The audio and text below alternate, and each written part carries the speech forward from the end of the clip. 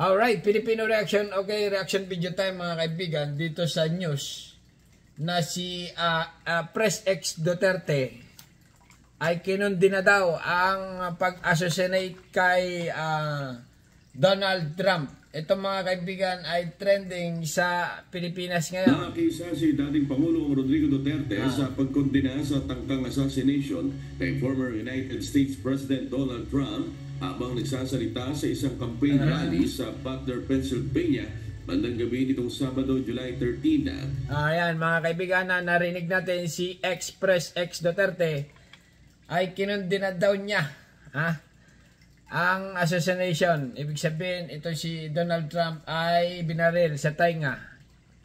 Pero buhay ngayon. Okay? Pero itong si X ay parang ang dating dito nag-alala. Ganon. Kinundi na. Or parang tumutol. Ganyan. Ano ba sa Tagalog ang kinundi na? Yun na ngayon. Tagalog na ngayon. Kinundi na. Ulitin natin. Take 2. Sa pagkondena sa tangkang nakisa si dating Pangulong Rodrigo Duterte sa pagkondena sa tangkang assassination kay former United States President Donald Trump habang nagsasalita sa isang campaign rally sa Butler, Pennsylvania bandang gabi nitong Sabado, July 13. Alam niyo mga kaibigan, medyo napaano lang ako dito kay X Duterte nito. Sa tingin ko kasi parang ito si X nito, wala na naniniwala ngayon dito. Okay, dati maraming nanonood dito, maraming nag-idolize, okay? Ngayon ay nasira na nga ng nasira dahil nga ay sinupertahan niya ang China, okay? Na nagpapasok ng maraming drug lord sa Pilipinas daw dahil kay Duterte, Inilabas na pahayag di Duterte, sinabi nitong isang wake-up call ang nangyaring pamamaril kay Trump na hindi ligtas ang sinuman kahit ang dating presidente at presidential candidate na nasa isang pinakamakapangyarihang nasyon sa mundo. Ayon pa kay Duterte, nalagay sa panganib ang Pilipinas dahil sa mga polisiya ng Amerika sa ilalim ng Biden administration. Talagang mahirit pa, no?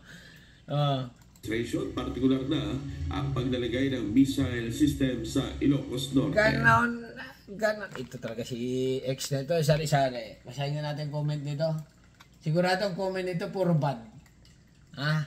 Puro bad ito. Kasi nga marami nang hindi naniniwala kay Duterte ngayon Mangkod din na. Okay, mangkod din na. Dami mong pinapatay. Dito kalaban si Trump, okay? Di ba kalaban mo si Trump? OA ka. Drug lord. Grabe naman ang mga banat ito. Comment, okay?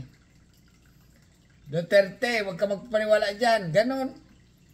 Ang taong hindi na dapat pang paniwalaan ng sambayanan. Ay, nako, Diyos mio, Marimar. Mga ating mga kababayan, mga kaibigan, mukhang galit siya. Parusahan ng drug lord. Sawa na kami sa iyo, Duterte. Ano daw? Grabe. Pa-ips na naman si Duterte. Nako, Diyos mio, Marimar. Ulitin natin. Continue natin, mga kaibigan.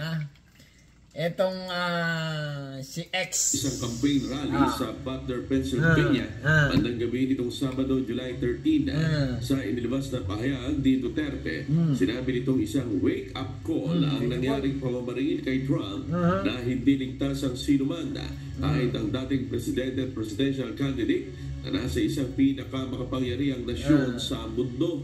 Ayon pa kay Duterte, nalagay sa panganib ang Pilipinas dahil sa mga polisiya ng Amerika sa ilalim ng Biden administration, partikular na ang paglalagay ng missile system sa Ilocos Norte. Sari-sari ito si Duterte. Anong gusto mo? China maglagay ng missile sa Pilipinas. Nananakop ngayon mga yan. Sobrang dami ang Chinese sa Pilipinas. Pinapasok na niya ng pinapasok. Maalawa ng pagpasok, ang paglabas ay hindi. Ganon. Nigpitan ng paglabas ng mga Chinese. Ibig sabihin pinapasok. Di ba? Maluwag. Yung paglabas ng mga Chinese, mahigpit. Ayaw na palabasin sa Pilipinas. Ganon.